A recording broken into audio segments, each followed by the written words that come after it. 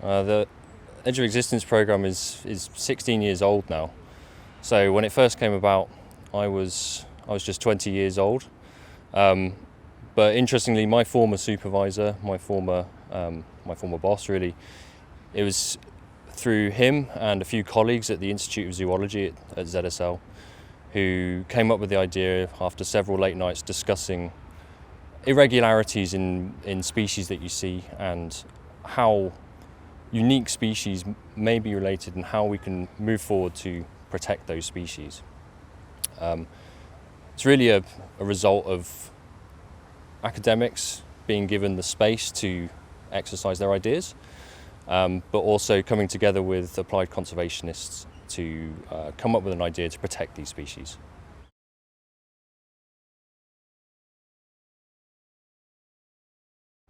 So we look at evolutionary distinctiveness, so really how unique a species is.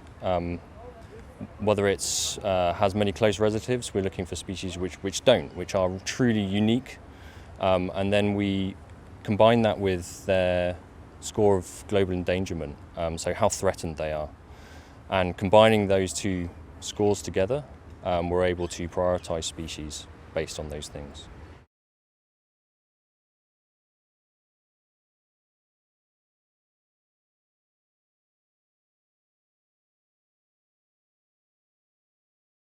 So conservation is incredibly hard. It's incredibly complex, and one of the reasons it becomes incredibly complex is because no matter what you do, whatever actions you do, whatever strategy you have, whatever project you're trying to implement, it inevitably sits on top of some very complicated social and political settings.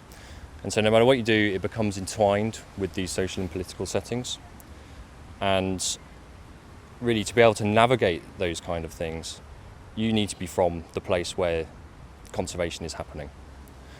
And think about it this way as well. If I asked you to conserve a species on the other side of the world, or I asked you to conserve a species in your hometown, which one are you going to feel more emotionally connected to?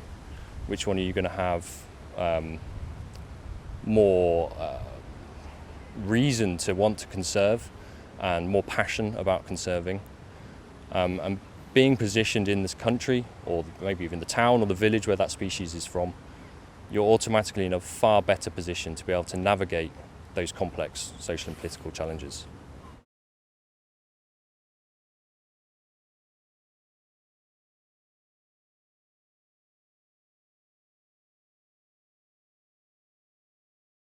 I mean, we have numerous examples, so we're over 130 different species now, and the same for the Edge Fellows that we've supported over the past 16 years.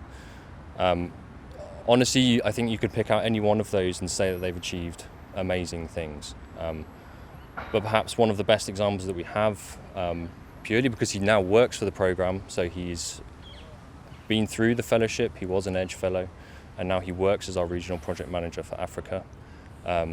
Caleb has done amazing work in protecting area for his species, but now he's, a cornerstone for giving those opportunities to further conservationists in Africa.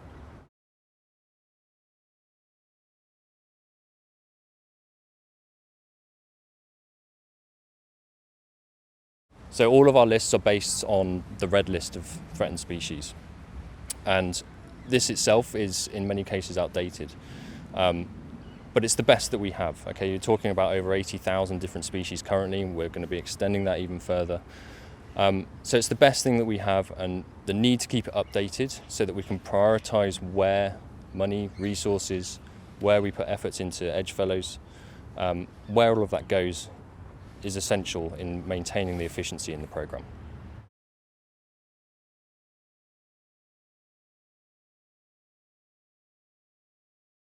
So edge species are unique in the way that they look, the way they live and behave, and so actually often there's very many interesting stories that we can tell about those species. Beyond that, we rely heavily on our existing alums network, previous Edge Fellows, and they really are the jumping off point for lots of other future fellowships and support that we do in conservation. So they're able to spread the word of what the programme is doing and galvanise more support.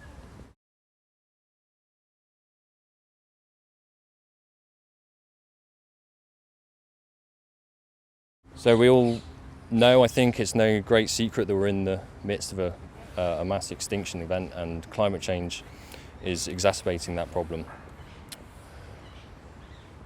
But the other issue we have is, where do we direct money? Where do we direct our time, our investment, our resources? And EDGE is a way to create efficiency within that. It's not possible to fund everything, but this is a way to fund the things and support the projects and the people that have the maximum impact over the coming years. It means a huge amount for the organisation, both people who are here now, but also people in the past. This is, the result of 16 years of very hard work by a great many people, and it's really a point of recognition of all of that. So the people that work for the programme, people that work for ZSL, the people that support all of the EDGE Fellows, but the EDGE Fellows as well. Over 130 EDGE Fellows now. Each one of them has so much passion and works so hard, and this is really a recognition of that.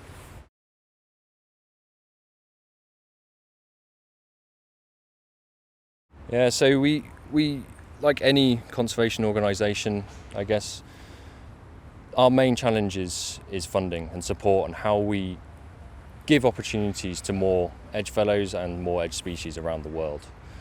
All of the best laid plans, intentions, ideas, without funding and support, they're just a mere conversation. So for us, over the coming years, we know we have a model that kind of works now, and it's about how we scale that up, support more EDGE Fellows and fellowships, and how we support them for longer periods of time. And only that way can we really have the impact that we want.